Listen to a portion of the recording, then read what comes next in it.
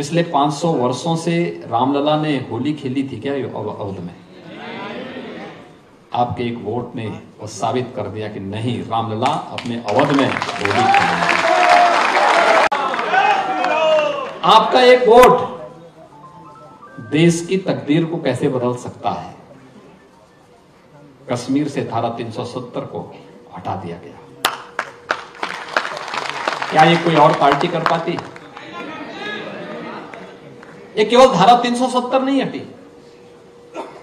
देश के अंदर उग्रवाद और आतंकवाद की ताबूत पर अंतिम कील थी, प्रहार है ये उस पर। भारत के अंदर अब आतंकवाद के लिए कोई जगह नहीं, एक संदेश भी है। अब कश्मीर में हमारे सुरक्षा बलों के जवानों पर कोई पत्थरबाजी नहीं। आपका एक वोट आपके जीवन में कितना बेहतरी ला सकता है। ईज ऑफ लिविंग की बात करते हैं, हमारा जो प्रबुद्ध वर्ग है ना, ये सब हमेशा इस बात की कहता था, जीवन की सुगमता कैसे होनी चाहिए। उसमें सुरक्षा हो, बेहतर वातावरण हो, अच्छी कनेक्टिविटी हो, स्वास्थ्य के लिए, शिक्षा के लिए उस प्रकार के अवसर हो, व्यापार के लिए अनुकूल माहौल हो। क्या सचमुच 2014 के पहले देश के अंदर और 2017 के पहले क्या उत्तर प्रदेश के अंदर इस प्रकार का माहौल था क्या? नहीं था। यही गाजियाबाद है। 1998 से मैं सांसद था।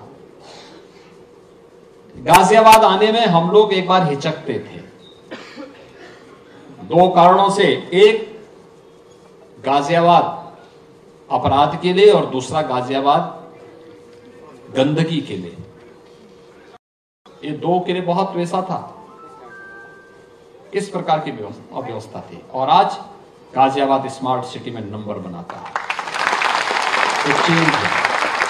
कैसे? एक वोट ने बदला है। पहले दंगे होते थे, आज दंगा नहीं है। दंगों के कारण कर्फ्यू लगता था, आज कर्फ्यू नहीं है। आज तो कावड़ यात्रा निकल रही शानदार तरीके से। पहले कावड़ यात्रा इसलिए नहीं निकलती थी कि कुछ लोगों को कष्ट होगा, कुछ लोगों को कष्ट होगा। हमने कहा कि भी देखो, हम किसी को कष्ट पहुंचाने के लिए नहीं आए हैं, हम तो समाज को संतुष्ट करने के लिए आए हैं। और समाज की संतुष्टि यह है कि आस्था का सम्मान होना चाहिए। भारत की सनातन आस्था का सम्मान होना चाहिए, और आस्था का सम्मान कावड़ यात्रा से होगी। हमारा सनातन धर्मावलंबी किसी को छेड़ता नहीं है, शांतिपूर्ण तरीके से, सौहार्दपूर्ण तरीके से जीवन यापन करना चाहता है। कावड़ यात्रा का जब निर्णय था, बहुत कठिन निर्णय था, क्योंकि इससे पहले बैन था, कोई राज्य नहीं निकालने दे रहा था, और ये सब चीजें तय थी पहले से। एक लिखित डॉक्यूमेंट बना हुआ था, उसके अनुसार सब लोग उसको केवल लागू करते थे। हमने कहा भी क्या है, क्या बैठक हुई? उन्होंने कहा साहब बैठक हो गई। अरे हमने कहा हुआ क्या, क्या तय हुआ? कहा साहब कावड़ यात्रा नहीं निकल पाएगा। तो मैंने कहा फिर हम लोग क्या यहाँ ताली बजाने के लिए आए हैं क्या? आप सभी लोग समाज का नेतृत्व करते हैं, समाज को अपने अपने सेक्टर में नेतृत्व प्रदान करते हैं। आपकी जिम्मेदारी बनती है लोगों को लोकतंत्र के प्रति जागरूक करके वोट डालने के लिए प्रेरित, स्वयं भी वो और लोगों को करें भी। बहस नहीं, वोट, उसकी कीमत, और उसके लिए अपने आप को तैयार करना। दूसरा जो चेंज आया है पूरे देश के अंदर, यह एक करिश्माई व्यक्तित्व के कारण, और वह नाम है देश के यशस्वी प्रधानमंत्री श्री नरेंद्र मोदी जी। मोदी जी के कारण दुनिया के अंदर भारत के पासपोर्ट की कीमत बढ़ी। मोदी जी के कारण देश की सीमाएं सुरक्षित हुई। मोदी जी के कारण आंतरिक सुरक्षा की स्थिति बेहतर हुई। मोदी जी के कारण आधुनिक इंफ्रास्ट्रक्चर, रैपिड रेल, ये 12 लेन का express highway, airport, air connectivity. आप तो देखो हिंडन में भी एयरपोर्ट और जेवर में भी भारत का सबसे बड़ा एयरपोर्ट गाजियाबाद के नजदीकी बन रहा है। हम मेट्रो की कनेक्टिविटी दे रहे हैं, वहां पे रैपिड रेल से और मेट्रो से कनेक्ट कर रहे हैं गाजियाबाद को वहां से। तो आपके तो हर हाथ में लड्डू ही लड्डू है। पहले कोई गाजियाबाद आना नहीं चाहता था, आज कोई गाजियाबाद छोड़ना नहीं चाहता। रूप में सुरक्षा का इतना वातावरण, पहले बेटी भी सुरक्षित नहीं थी, व्यापारी भी सुरक्षित नहीं था, और आज लोग कहते हैं कि साहब यूपी में अपराधी सुरक्षित नहीं है। देखो यही अंतर होता है।